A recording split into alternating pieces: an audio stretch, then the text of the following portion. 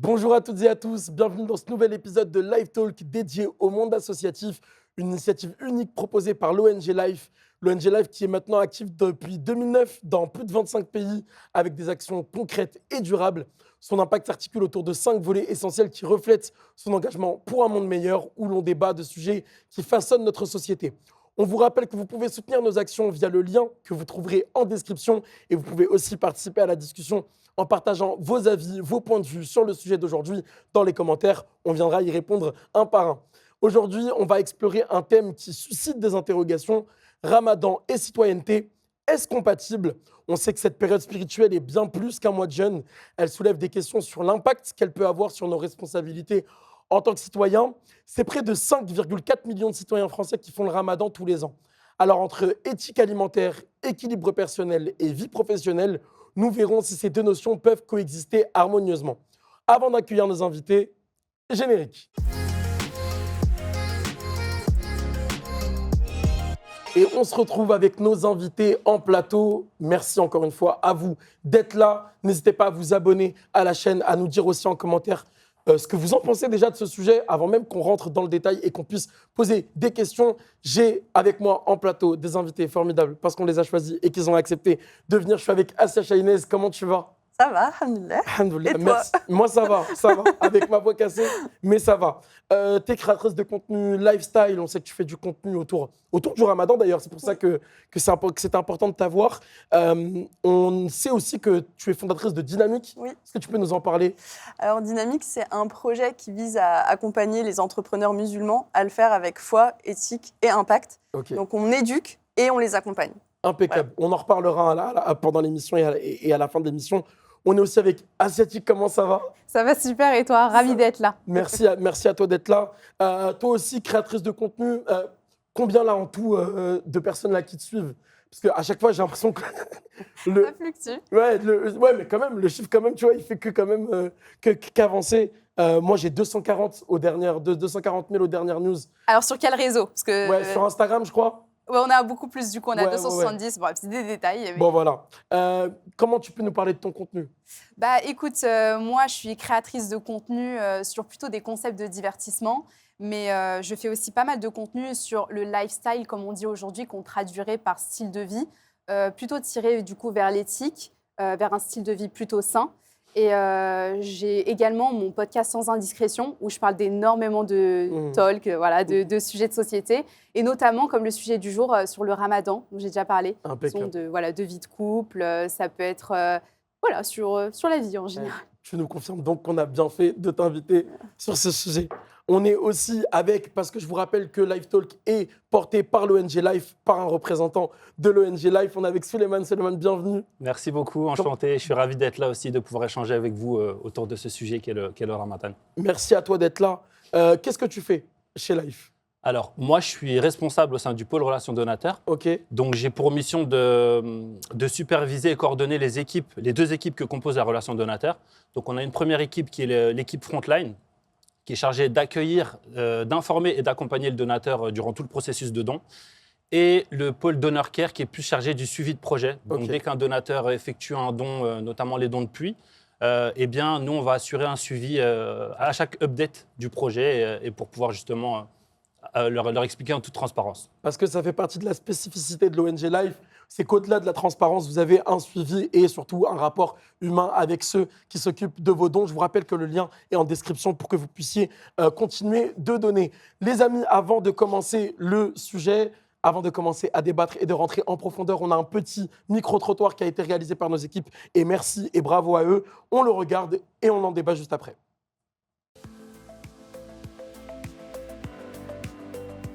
Partage, abstinence.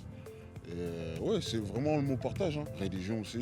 Je viens d'un collège où il y avait beaucoup de personnes de confession musulmane. Et pendant cette période, c'est un peu bête peut-être, mais je sais que c'est un moment où ils n'avaient pas le droit d'insulter les gens, par exemple.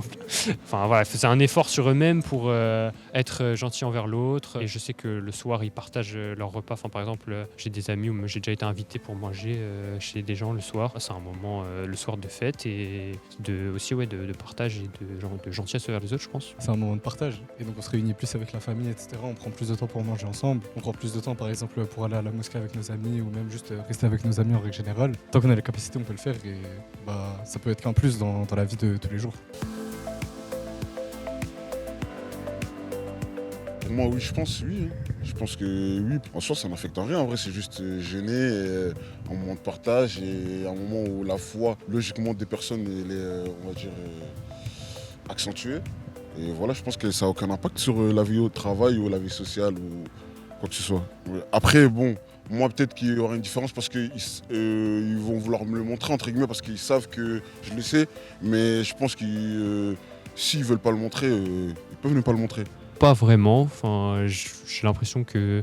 Enfin, c'est surtout pour eux que ça change beaucoup, qu'ils doivent faire des efforts, etc. Mais après, moi, non. Enfin, ça m'a pas trop marqué, quoi. Bah, c'est surtout, par exemple, je sais en sport, quoi. En sport, quand ils pouvaient pas boire, et pas manger, c'était compliqué. Surtout au collège, quand ils sont encore petits, c'est plus compliqué. Mais après, non, j'ai pas vu vraiment de différence particulière. Enfin, personnellement, je trouve qu'il y a des conséquences plus positives que négatives. Personnellement, en termes de productivité, un peu, mais dans le sens positif. Donc je me trouve beaucoup plus productif pendant le ramadan, etc.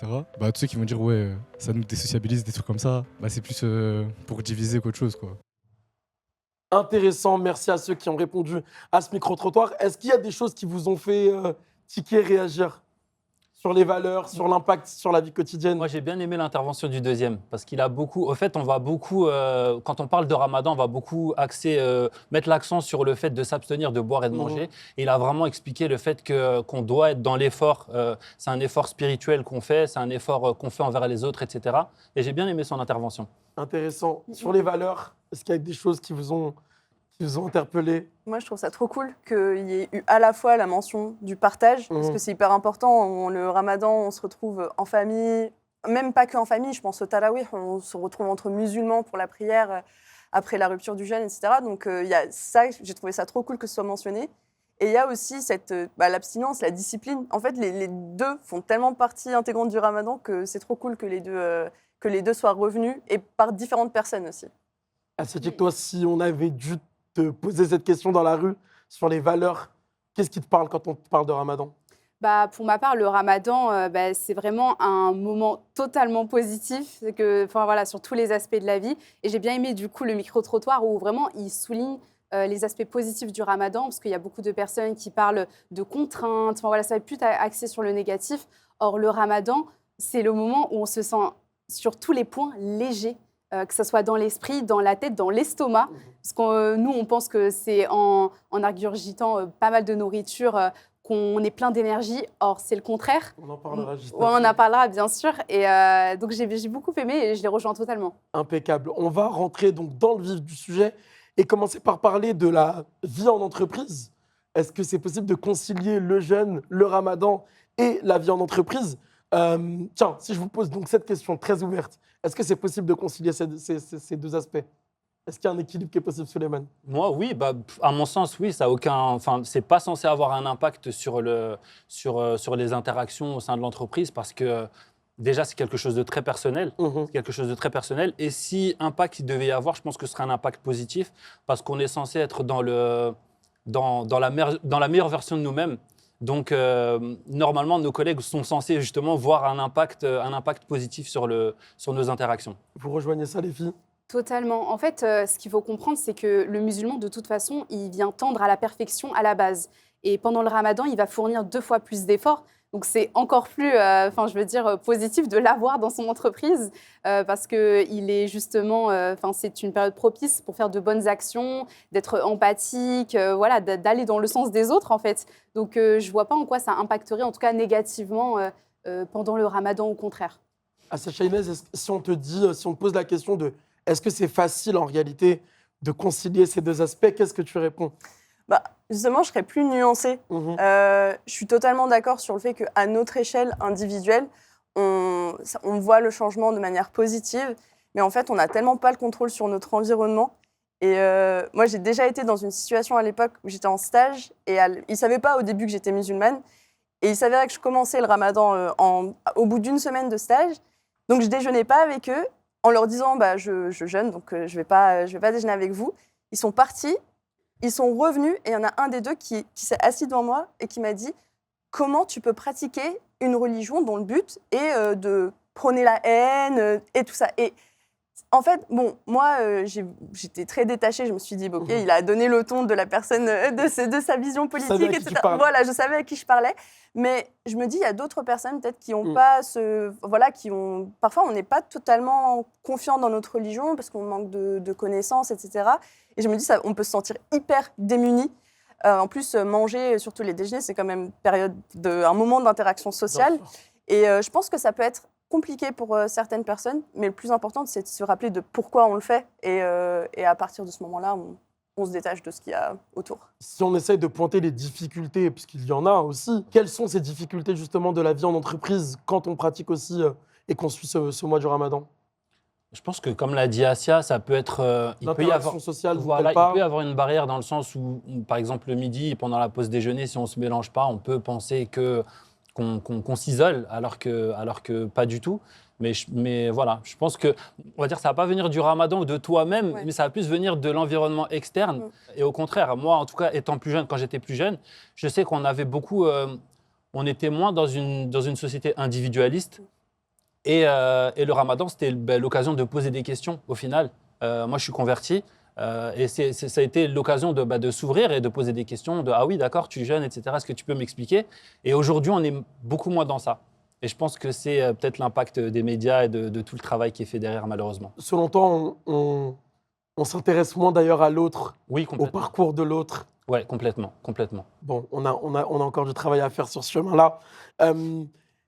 Est-ce que les entreprises pourraient, selon vous, s'adapter, accompagner aussi la liberté, aussi de culte de chacun, la volonté de faire le Ramadan en entreprise asiatique? Pour ma part, je vais être honnête, je n'ai pas d'expérience en entreprise parce que je travaille à mon compte, donc je ne fais pas face en fait, à ces difficultés-là. Alors peut-être que tu peux nous parler du coup de la facilité vu que tu travailles à ton compte. C'est ça en fait, c'est-à-dire que j'arrange mes horaires en fonction de mes envies, de ma pratique religieuse, etc. Donc je n'ai pas de contraintes, je fixe mes rendez-vous en fonction de ce que je veux au moment voulu. Donc, je ne fais pas face à ces contraintes, mais j'imagine que quand on est entreprise, par exemple, la rupture du jeûne, cette année, elle est beaucoup plus tôt, si je ne dis pas de bêtises. Et je crois qu'une bonne partie du mois. Et aux personnes qui travaillent aux entreprises, c'est vrai que peut-être commencer plus tôt, finir plus tôt pour s'arranger, sans entraver du coup le patron qui gère l'entreprise. Je pense, à mon sens, que c'est possible. Après, c'est à la bonne volonté de chacun. C'est ça, ouais. Mais la flexibilité horaire, Assia Chahinez, est-ce qu'il y a des solutions pour accompagner pour les entreprises? Je pense qu'il y a celle que tu as citée, je pense que c'est totalement faisable parce que, surtout aujourd'hui, après le Covid, on est tous plus ou moins flexibles. Donc, normalement, ce n'est pas des choses qui devraient être invraisemblables. Et après, je pense que de manière générale, juste dans le climat, dans la culture d'entreprise, faire en sorte de montrer qu'on est content que cette personne puisse vivre sa foi librement, que ça ne veut pas dire qu'elle l'impose aux autres. Et effectivement, tu avais parlé de l'étranger. En Angleterre, dans les entreprises, il y a des événements, des iftar qui sont organisés dans les entreprises, même pour des personnes qui ne sont pas musulmanes, mais qui ont envie de permettre à ces personnes-là de se sentir bien et pas discriminées dans leur pratique. Donc je pense que ça pourrait être bien. Est-ce que ça, on peut l'envisager un jour en France? Moi, je pense que dans la culture d'entreprise, c'est important de prendre, en termes de management, c'est important de prendre en compte un petit peu les différences des uns et des autres pour que tout le monde se sente inclus au sein de l'équipe. Maintenant, c'est vrai qu'il y a le contexte aussi, il y a le contexte du pays qui fait que il y a des sujets comme le sujet de la religion qui doit être, en France, c'est à la maison. Donc, en France, je ne sais pas si on est prêt pour le moment. Ok. Après, si je peux ajouter quelque chose, suite à la crise sanitaire, je sais qu'il y a beaucoup de développement au niveau du télétravail et je pense que c'est quelque chose qui peut se développer à ce niveau-là en fonction des employés qui le souhaitent. Si je peux prendre un exemple, au-delà du Ramadan, lorsque des personnes, par exemple, viennent d'avoir un petit nourrisson, je sais, pour prendre l'exemple de ma cousine qui est cadre dans une entreprise, le patron lui a octroyé pas mal de journées de télétravail afin qu'elle puisse au maximum rester à la maison tout en conservant la productivité de l'entreprise. Donc je pense que c'est quelque chose qui peut se développer juste pendant une petite période. Ça pourrait être très sympa. Et entreprise par entreprise aussi. Oui. Ça dépend aussi de la culture de l'entreprise. On sait que ce qui est attendu aussi dans le monde du travail, c'est la productivité. Est-ce que selon vous, on peut être productif, voire plus productif, si on t'écoute, Souleymane, et sur ce mois de jeûne? Moi, je pense que oui, je pense qu'on peut être plus productif. Parce que, en tout cas, moi, personnellement, je sais que quand je mange moins, bah, j'arrive à être plus focus. Par exemple, on sait que le midi, quand tu vas manger le midi, souvent, tu vas être un petit peu fatigué, etc. Il y a la petite sieste. Exactement. On a envie de dormir vers 14h. Même si ce n'est pas dans la culture française. Ouais. En Espagne, il faut une sieste après. Vrai, c'est vrai. Mais c'est vrai que moi, j'arrive à être plus focus.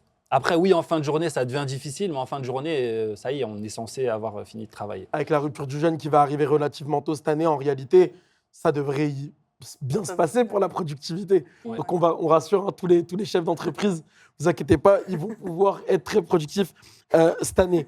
Est-ce que selon vous, le ramadan peut influencer notre perception, notre vision en tant que citoyen, j'entends?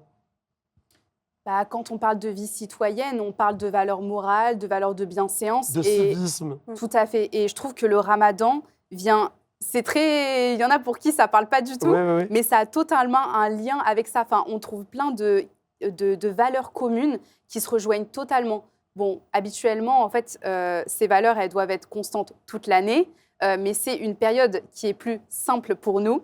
Et donc, moi, je trouve que ça se rejoint totalement sur toutes les valeurs. Ça peut être le développement durable, que ce soit sur le plan social, économique, écologique. Parce que voilà, c'est le moment où on doit faire des bonnes actions, des moments où on doit faire des choses qui sont positives pour l'environnement et pour les autres, pour soi-même.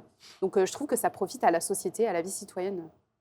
Et est-ce que selon vous, ça influe aussi sur les relations qu'on a avec les autres? Je parle même pas que du travail d'ailleurs, même les relations familiales. Je pense que c'est comme tu disais tout à l'heure, on constate quand même que l'individualisme grandit, même dans notre communauté, malheureusement. Et le ramadan, c'est ce moment justement où peut-être on prend plus le temps d'appeler sa tante, d'appeler sa grand-mère, ne serait-ce que pour souhaiter au début du ramadan un bon ramadan, tu vois. Donc je pense qu'il y a cet aspect-là. Mais même plus loin, moi je vois avec mes amis, j'ai principalement des amis non musulmans, j'ai grandi entourée de non musulmans. Et en fait, le fait de les voir aussi respectueux de ma pratique, je trouve que ça renforce nos liens et ça permet aussi d'avoir de belles conversations. Parce qu'ils le voient, ils se disent, c'est fou quand même, chaque année, les musulmans, vous faites cet effort et tout. Moi, ça me paraît impossible de ne pas boire d'eau, de ne pas manger, de ci, de ça.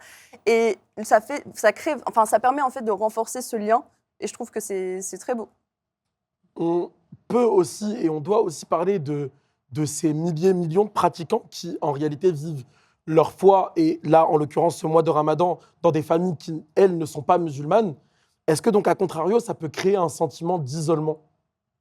Je vais pas dire un sentiment d'isolement parce que l'isolement, il est lié au contexte. Si on est issu d'une famille non musulmane, forcément, on se sentira seul dans ce cadre de Ramadan parce que c'est une fête familiale. Mais au contraire, non, parce que dans des lieux, par exemple, à l'époque où moi j'étais au lycée, etc., c'était des moments où on se rassemblait, entre guillemets, entre musulmans. Maintenant, c'est vrai que, oui, le fait de savoir que toi, tu vas rompre le jeûne seul à la maison, alors qu'il y en a qui sont en famille, autour d'une grande table, etc., ça peut être un petit peu frustrant, mais c'est plus le contexte qui fait que c'est pas... Voilà. Je pense que ça dépend aussi d'où tu es en France. Parce qu'il y a des endroits, en fait, où il n'y a même pas de mosquée. Donc, tu ne peux pas te retrouver après, tu ne peux pas rencontrer des gens et tout. Et l'année dernière, je me rappelle, j'avais fait une story pour ma communauté en disant est-ce qu'il y a des sœurs qui sont seules et qui aimeraient même pour l'Aïd peut-être faire un truc en ligne. Et du coup, on en avait parlé et elle disait ça peut être très dur parfois parce que tu sais que tu as Allah et tu te sens pas seule, mais tu te dis c'est dur de ne pas être entourée et de ne pas pouvoir échanger cette joie avec ton... Alors, les photos, tous les soirs, ça doit pas être facile. Et je pense qu'en tant que personne qui n'a pas connu ça, nous, on doit faire preuve de beaucoup de compassion et d'encore plus de gratitude quand on est au photo, entouré de notre famille, et avoir une pensée pour cette personne-là, parce que c'est vraiment difficile, je pense. Tu avais eu beaucoup de retours quand tu avais fait cet appel? Oui, ouais. Il y avait des personnes qui s'étaient retrouvées en physique, qui sont devenues amies et tout, donc ça, c'est trop bien. Et même celui qu'on avait fait en ligne, elles étaient juste trop touchées. Est-ce que, dans un aspect plus large, avoir conscience justement que certaines personnes sont dans un sentiment un petit peu d'isolement, ça doit nous pousser à renforcer les liens avec les nôtres, à aussi, c'est un vrai sujet pendant le Ramadan, à octroyer le pardon? Qu'est-ce que tu en penses? Je suis totalement d'accord. Juste pour te rejoindre, c'est vrai qu'il y a pas mal d'initiatives qui sont faites. Par exemple, les mosquées qui vont organiser, je ne sais pas si la mosquée, par exemple, proche de chez toi ou de toi, ils organisent énormément justement de repas pour la rupture du jeûne. Enfin, ça se fait énormément. Mais je comprends aussi, si je me mets à leur place, il y en a certains, c'est vrai, qui ne sont pas forcément bien accueillis et qui sont directement isolés. C'est hyper gênant pour eux. Et ce que je comprends totalement, c'est-à-dire qu'ils arrivent, mine de rien, dans un groupe qui se connaissent déjà. Donc, au-delà de parler de mosquée, en fait, quand on parle entre humains, c'est hyper gênant pour eux. Donc, dans un premier temps, ils se sentent un petit peu rejetés. Ils se disent, bah non, je ne fais pas partie du groupe. Je suis convertie, alors que non, tu es musulmane. Enfin, il y a pas de... Ça ne change rien. Et justement, de dire à ces personnes de passer au-dessus des personnes qui ne vont pas forcément bien les accueillir comme ils veulent, venir uniquement pour partager un moment, essayer peut-être de tisser des liens et créer quand même quelque chose de beau. Et puis, par la suite... peut-être, comme tu as dit, créer des relations amicales et en ce sens, quoi. Intéressant. On va passer maintenant sur un deuxième volet, le ramadan et l'éthique alimentaire. On en parlait tout à l'heure.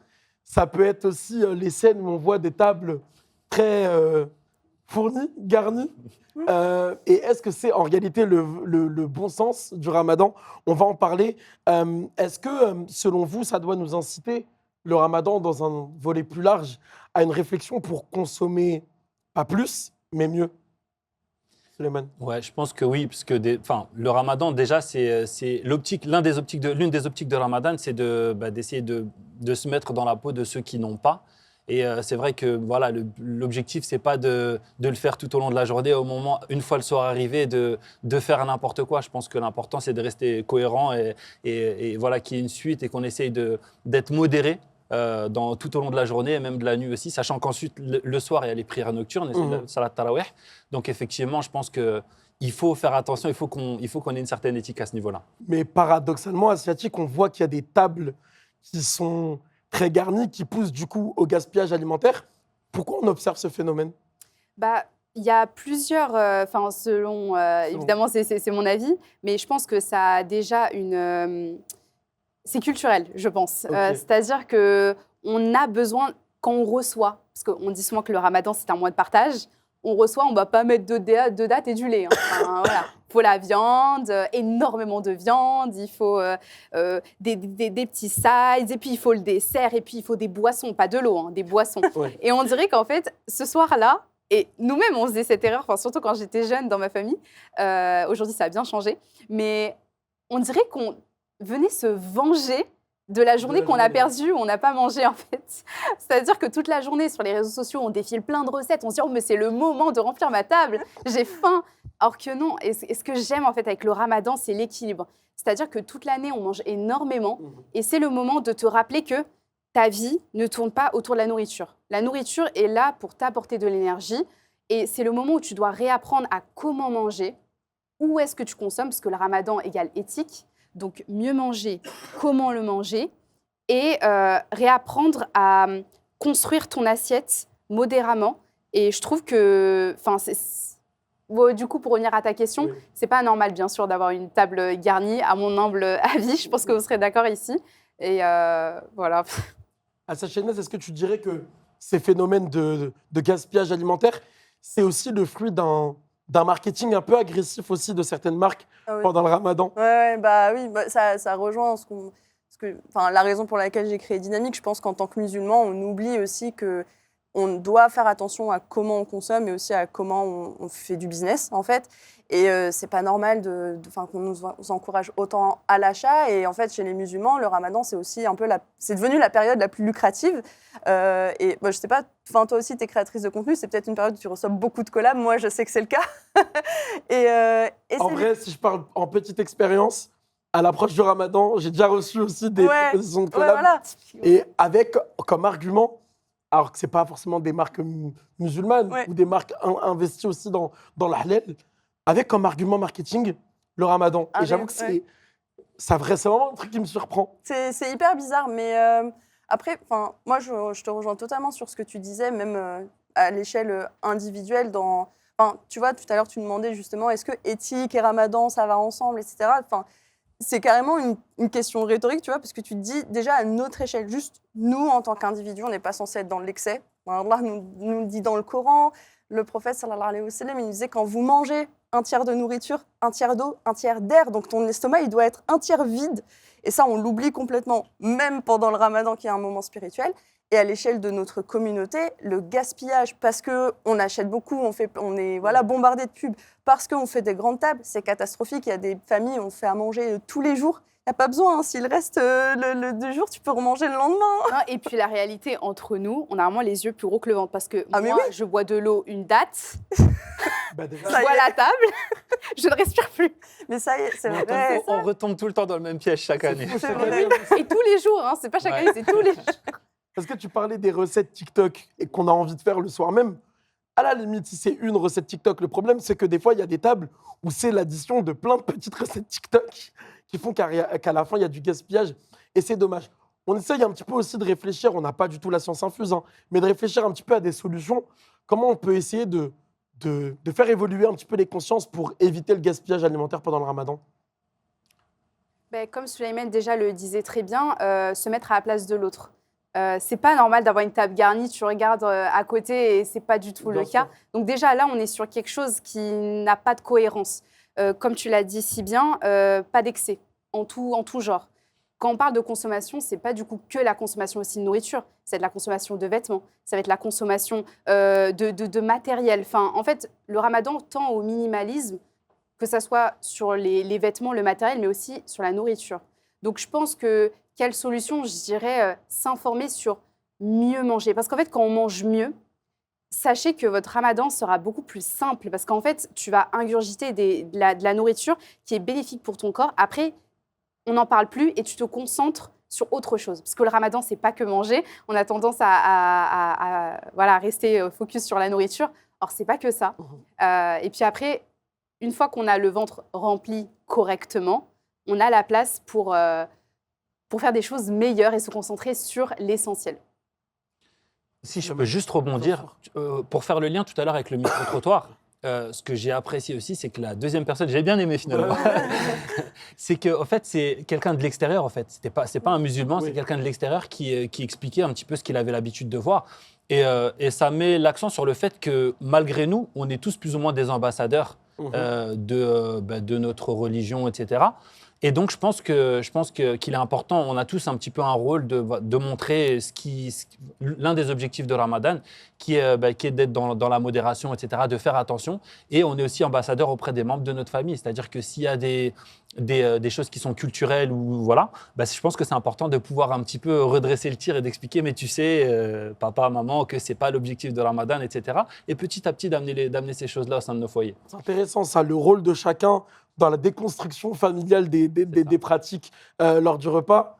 Assa Chaynez, est-ce que tu as toi aussi des idées, des pistes pour qu'on essaye quand même un petit peu d'avancer? Ouais, moi, je pense que je suis un peu biaisée parce que c'est ce que j'essaye de faire sur les réseaux, mais éduquer, prendre sa responsabilité, nous aussi qui créons du contenu et qui du coup naturellement influençons les gens, d'axer ce contenu vers justement encourager les gens à mieux consommer, à faire attention.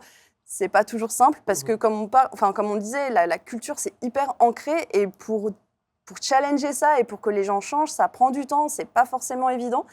Mais je pense que c'est en persistant et aussi en étant de plus en plus nombreux à le faire. En fait, plus on sera exposé, c'est logique, vraiment plus on est exposé à quelque chose, plus on finit par réfléchir et se dire ok, oui, effectivement, est-ce que j'ai besoin d'acheter ça? Est-ce que j'ai besoin de consommer autant?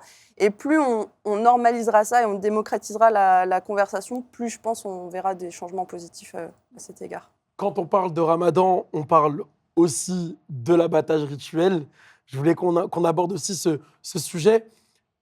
Quels sont un petit peu les préjugés auprès des Français, hein, de la communauté française au sens large, quand on parle de l'abattage rituel?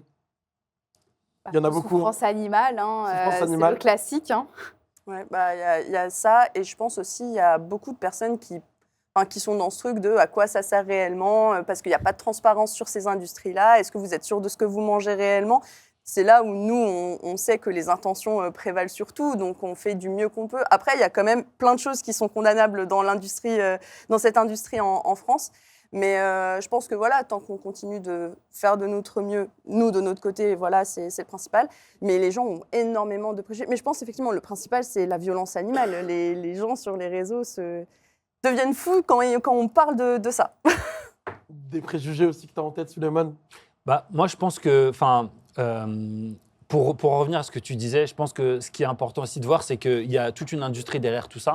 Et je pense qu'on revient à la modération, le fait d'être modéré dans ce qu'on fait.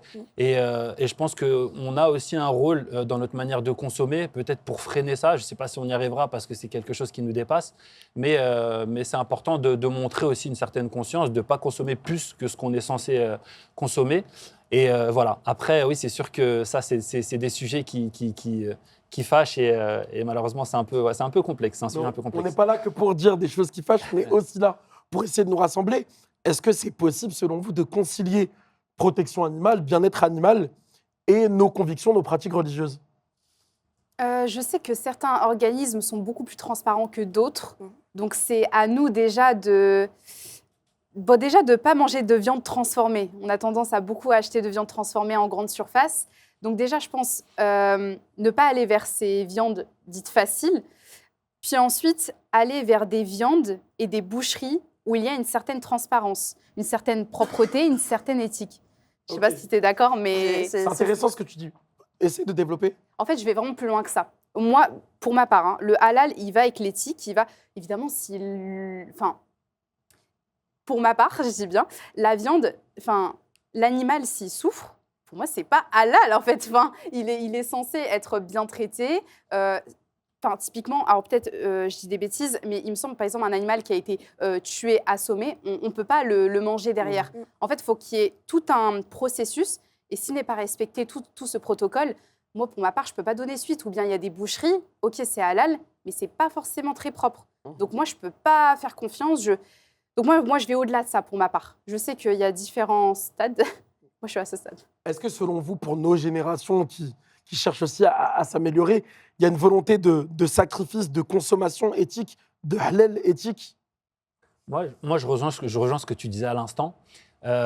Si tu veux, moi j'ai fait le choix de l'expatriation, j'habite à l'étranger depuis 12 ans maintenant et je vis dans un pays musulman. Et en fait, ce qui m'a un petit peu choqué, c'est que je vois que par rapport à certaines règles religieuses qui sont pourtant claires dans notre religion, il y a certaines règles qui ne sont pas spécialement suivies. Tu vois, le fait d'abattre un animal devant un autre, c'est pas quelque chose qu'on est censé faire. Tu vois ce que je veux dire? Essayer de vraiment veiller à ce que la bête soit dans de bonnes conditions, qu'elle soit pas stressée, etc. Et c'est vrai que malheureusement, après, ça revient encore sur le côté culturel, on va dire. J'ai l'impression que voilà, on mélange un petit peu la culture et la religion, etc. Et on revient pas aux sources. Et moi, en tant que converti, j'ai appris beaucoup plus de choses en France que dans certains endroits, dans certains pays musulmans. Et c'est vrai que c'est étonnant. Si on veut un peu bousculer l'industrie à sa chaînaise, est-ce que ça doit aussi venir du consommateur, selon toi? Je pense, En fait, c'est marrant, parce que j'allais dire, je pense, l'enjeu principal. Oui. Et en même temps, quand tu en parles aux consommateurs, ils vont dire oui, mais les entreprises, elles ne nous facilitent pas, etc. Et ce qui est vrai, on parle depuis tout à l'heure du manque de transparence. Moi, je dirais toujours, je pense que la chose pour laquelle on doit tous se battre, c'est l'éducation. Et tu vois, tu parlais justement de l'influence de la culture et le fait que ce soit toujours plus culturel que religieux. Et en fait, c'est ça, on oublie que l'islam, c'est de la spiritualité, il faut méditer, il faut réfléchir, il faut apprendre. Et je voulais rebondir sur un truc que tu as dit tout à l'heure sur justement le fait de manger de la viande halal. J'ai vu une vidéo qui m'a beaucoup fait réfléchir qui disait, dans le Coran, halal, ça veut dire autorisé. Quand on parle de nourriture, on parle de taïb. C'est pur, c'est sain, et ça, mais c'est mis à la poubelle par tellement de marques qui jouent sur ce truc de « oh, bah, c'est des musulmans qui l'ont fait, c'est halal, et puis voilà ». Donc nous, en tant que consommateurs, c'est hyper important qu'on fasse ce travail de recherche en attendant que les entreprises fassent leur travail de transparence. Notamment, comme tu disais, alhamdoulilah, on vit en France. Je parlais avec une Américaine qui disait aux États-Unis, c'est tellement difficile de trouver de la viande halal. Nous, on a plein de boucheries et il y a aussi des boucheries qui travaillent en circuit court, qui ont des viandes de qualité, comme tu sais, qui sont très propres. À Paris, il y a les jumeaux, il y en a plein. Donc, je pense que, alors oui, c'est plus cher. On ne va pas se mentir, c'est un budget. Mais en fait, encore une fois, si on revient aux traditions prophétiques, manger de la viande, c'est censé être occasionnel. On n'est pas censé manger de la viande à tous les repas, ni régulièrement. À l'époque du prophète, sallallahu alayhi wa sallam, c'était juste pour les pauvres, c'était juste pour l'Aïd. Pourquoi nous, on a cette obsession avec la viande? Je pense que c'est clairement culturel, peur de la pauvreté, de plein de choses.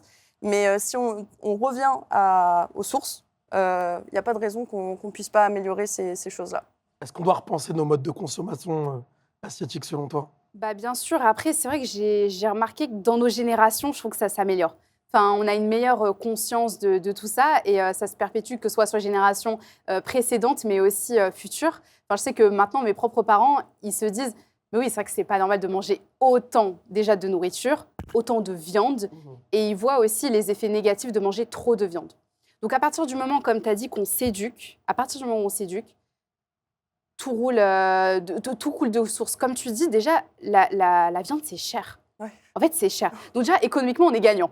Ouais, Ça, c'est très sympa. déjà. Ensuite, C'est un bon point. c'est ça. Et en fait, parce que moi, j'aime beaucoup parler de développement durable et je trouve que ça s'inscrit vraiment dans ça. Parce que sur le pôle social, bah, c'est mieux. Sur le pôle écologique, c'est beaucoup mieux pour la planète. Et sur le plan économique. Donc sur ça, on est gagnant. Et à partir du moment où on s'est éduqué sur ça, c'est OK.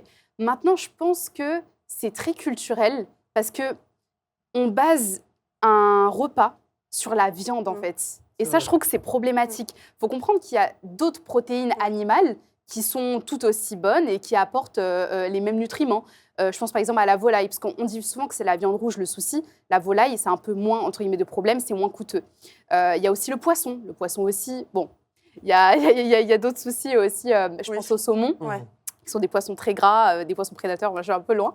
Mais à partir du moment où on s'informe sur ça, ça coule de source. Et si je devais prendre un autre exemple, moi, par exemple, je me suis informée sur toutes les protéines différentes.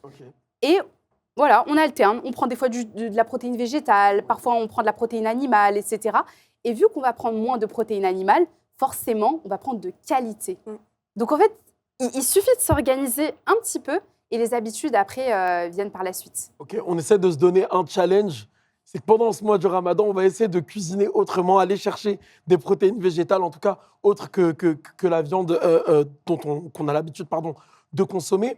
Souleymane, toi, tu représentes donc l'ONG Life et on sait qu'il y a peut-être aussi un rôle à jouer pour les ONG. La spécificité de Life, c'est de travailler avec des acteurs locaux, avec des partenaires locaux dans chacun des pays, dans plus de 25 pays, donc on l'a dit au tout début.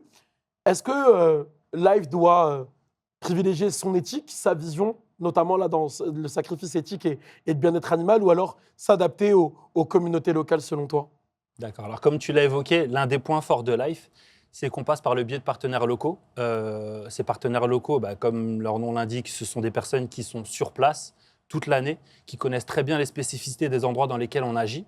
Et le fait de passer par ces partenaires-là nous permet d'avoir une vision concrète de la réalité du terrain.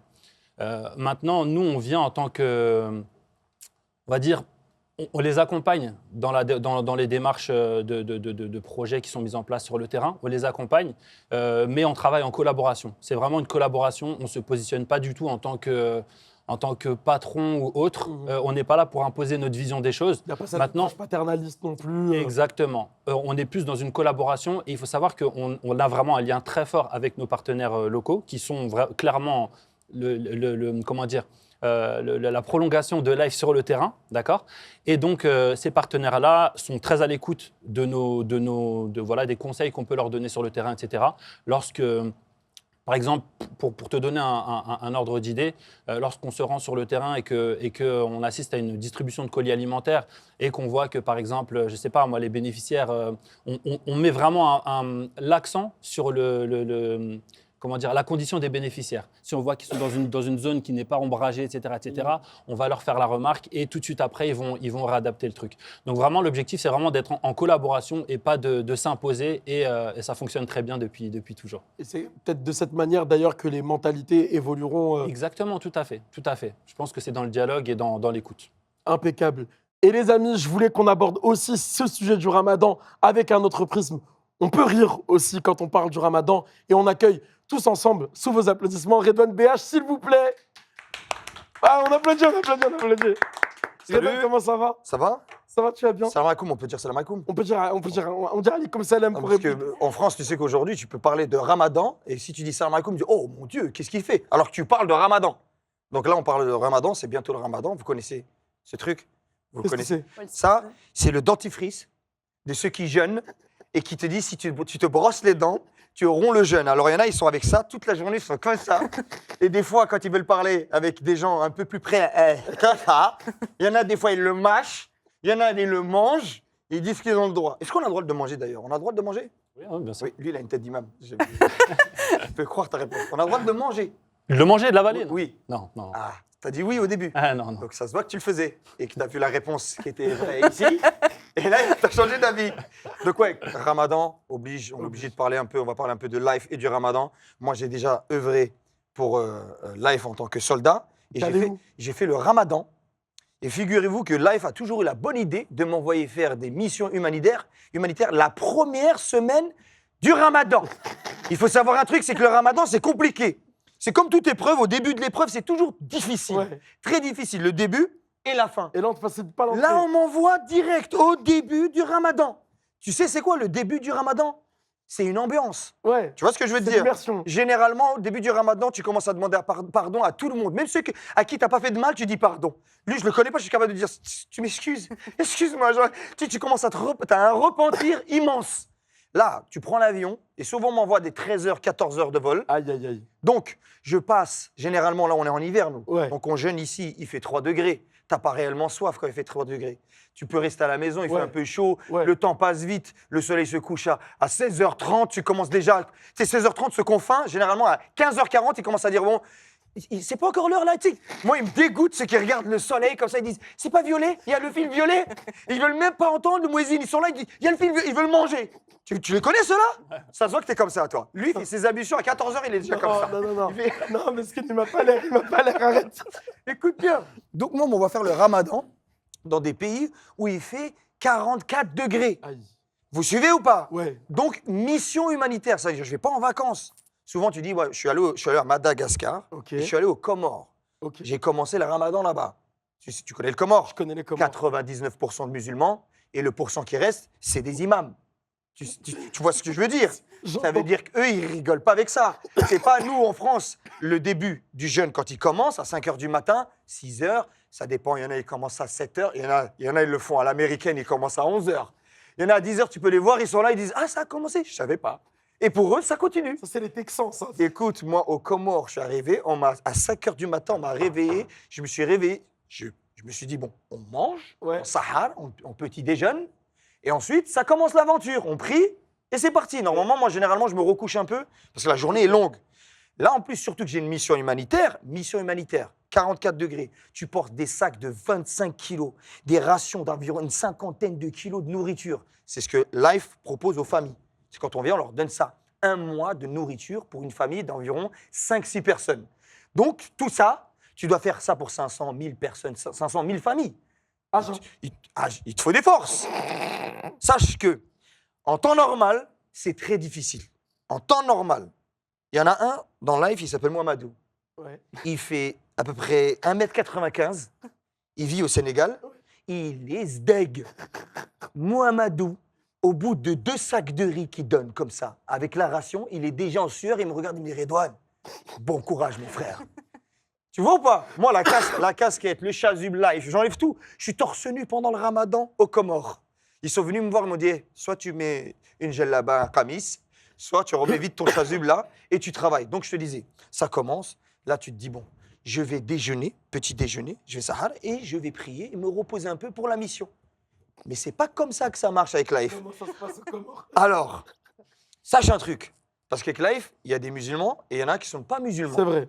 Donc, c'est la première fois où j'ai regardé des pas musulmans, comme ça, à 5h du matin, en me disant s'il te plaît, parle-moi, dis-moi des choses. Parle-moi de Jésus. Dis-moi, à l'église le dimanche, c'est comment?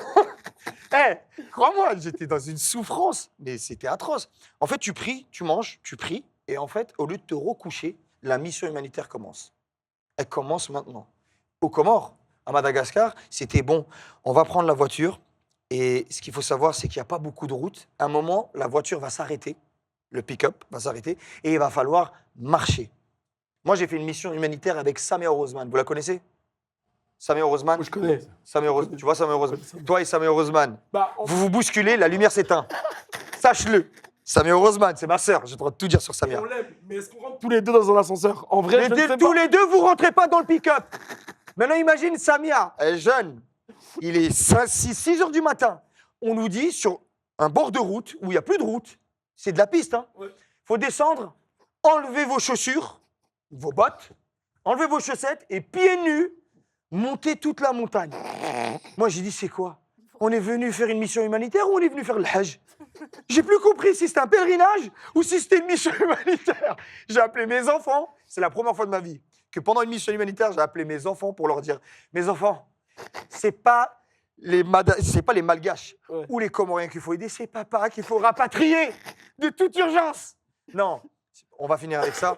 Ramadan, c'est toute une ambiance. Moi, grâce à Live, j'ai réussi à découvrir qu'il y avait d'autres façons de découvrir d'autres ambiances. Et par le biais des soldats qui sont moi ou toi, parce qu'aujourd'hui, vous êtes là, on est en train d'œuvrer, qu'on le veuille ou non, pour Live. Là, bientôt, c'est le moment de partir. Je ne sais pas où ils vont m'envoyer, mais je vous préviens. Ils vont m'envoyer dans une destination où, à la fin de l'appel, Tariq me dit « Allah Ghalib » et il raccroche. Qui veut, pour ceux qui ne parlent pas la langue du gang, qui veut dire « c'est pas de ma faute ». T'as compris? Life, ils aiment trop l'anglais.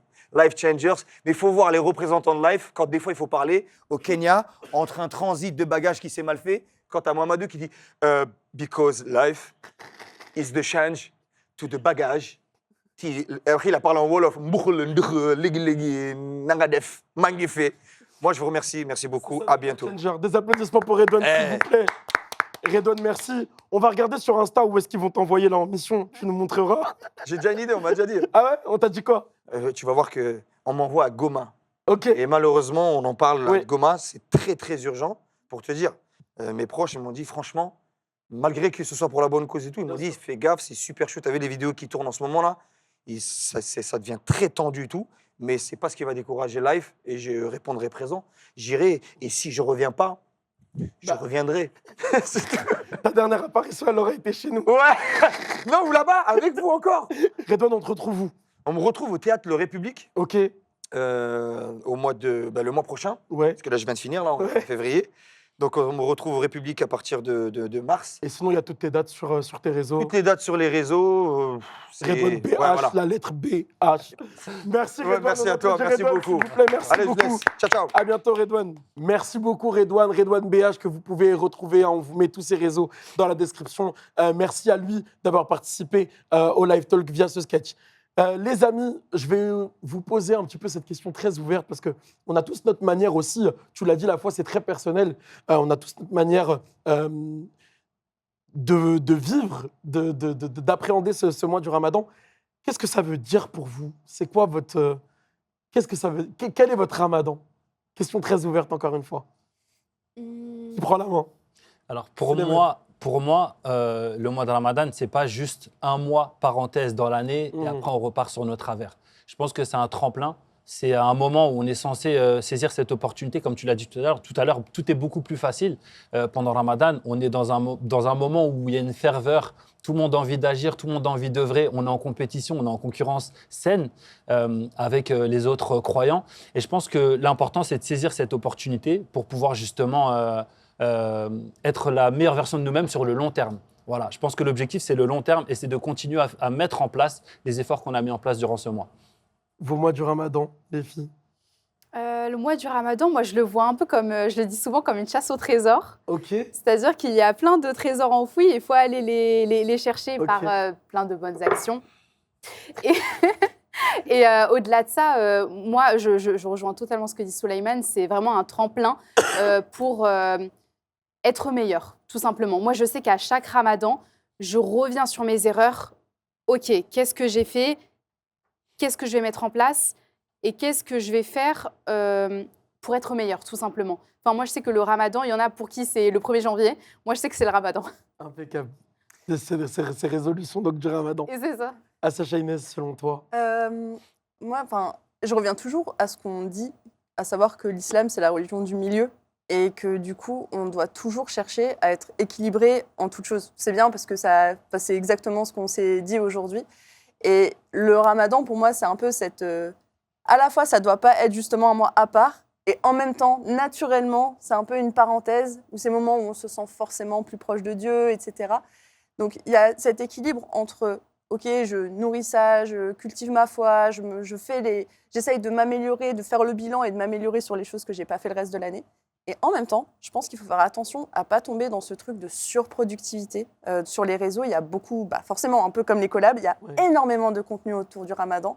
Et parfois, on peut vraiment culpabiliser parce que, comme on dit, la foi, c'est personnel, on n'en est pas tous au même point dans nos cheminements et on peut se sentir hyper coupable.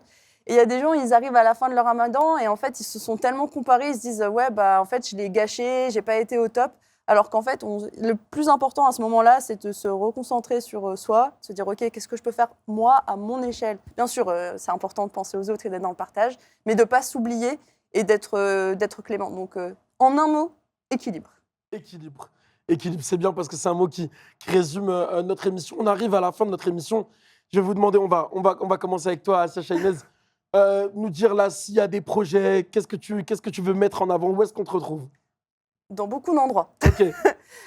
Mes 3 endroits principaux. Il y a mon compte en français, Assia Chahinez, qui est un compte un peu perso, un peu chill, où du coup je parle d'éco-responsabilité, de slow living, donc juste avoir une vie plus douce et alignée avec les principes de l'islam.